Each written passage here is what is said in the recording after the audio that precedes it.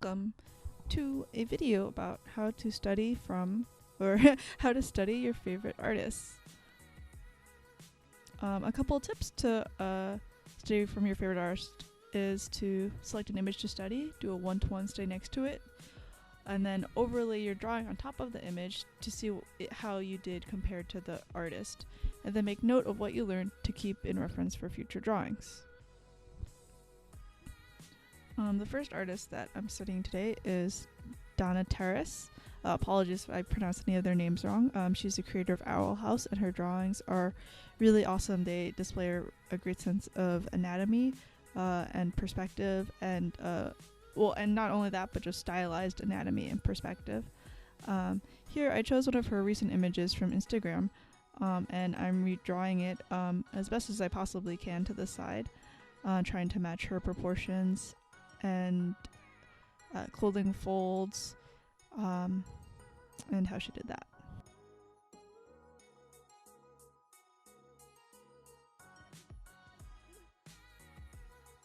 And just making sure to draw through all the anatomy. And making sure the foot kind of goes towards, the front of the foot goes back towards in perspective.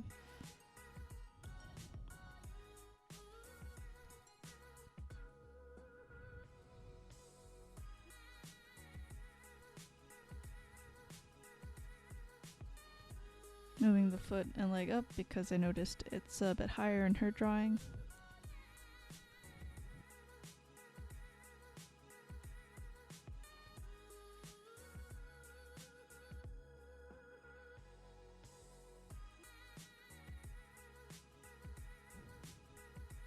And then overlaying my image over her image to see how close I got. The body was okay, but the head was a little short, so I enlarged it. And now I'm noting what I noticed she used in her art style, and specifically it's the corners of the anatomy. She enunciates them to give them a 3D form. You can see the body, naturally when rendered in a box-like shape, has corners, so she points them out. And then she also draws through her image. You can see some of the hair strands, even though they're separate hair strands, go along a curve. And then sharp versus round shapes. You can see she uses a combination of sharp and round to give the form a definition, and kind of using them on opposite sides of the body. And then another image, her Spider Girl Gwen image, I thought showed a really good use of corners, and I highlighted how she used it to show the boxes that create Spider Gwen's body. And another artist that I really look up to and admire is Jana Schirmer. I'm not sure how to pronounce her name exactly. But she's a wonderful, wonderful artist and renderer. This is one of her ink drawings, which you rarely see because most of the stuff she shows is rendered paintings. And here I am studying how she drew the face of her Inktober sketch.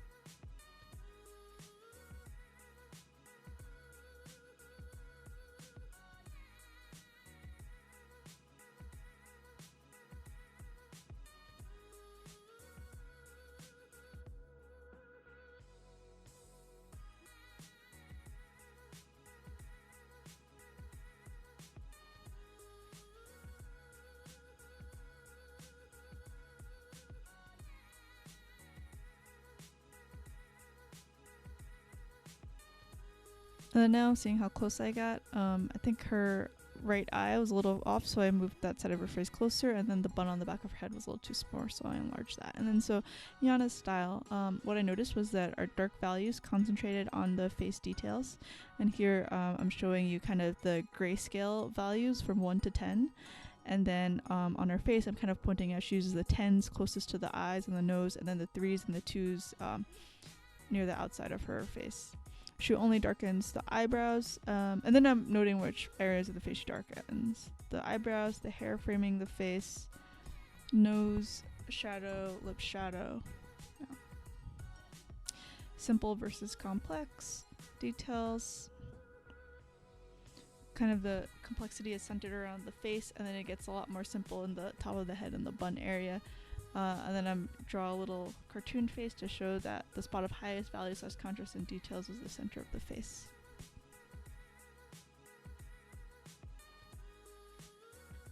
Another artist I super admire is Joy Ang.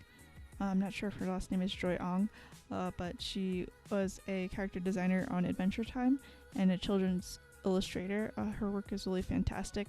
She does a great job of simplifying shapes and drawing like beautiful ladies.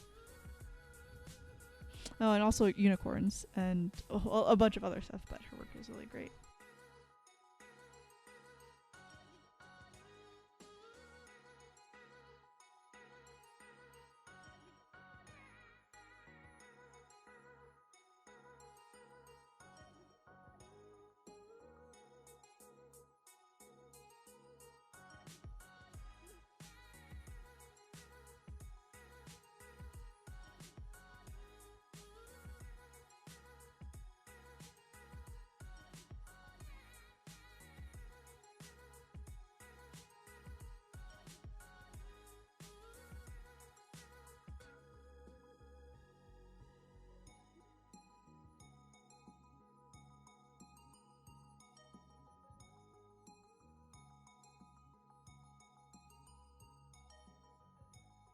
And then here I am placing the image over the face and just slightly distorting it to better match her proportions.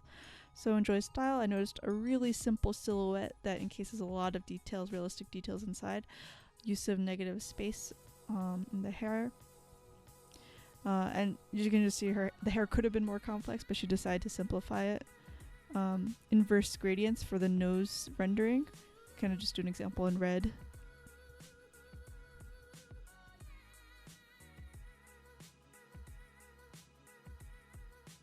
Big, medium, large shapes in the hair, especially. That's one of the animation principles I talk about in my other videos. And then you can see toward the lower part of the hair where the detail is less important, she simplifies the hair into a flat shape, kind of like a pattern, which is why I find her work so beautiful. And then, like Jana, the dark values are concentrated on the center of the face. Hope that helps, and good luck studying from your favorite artists, and I hope that inspires you to look at their artwork more closely.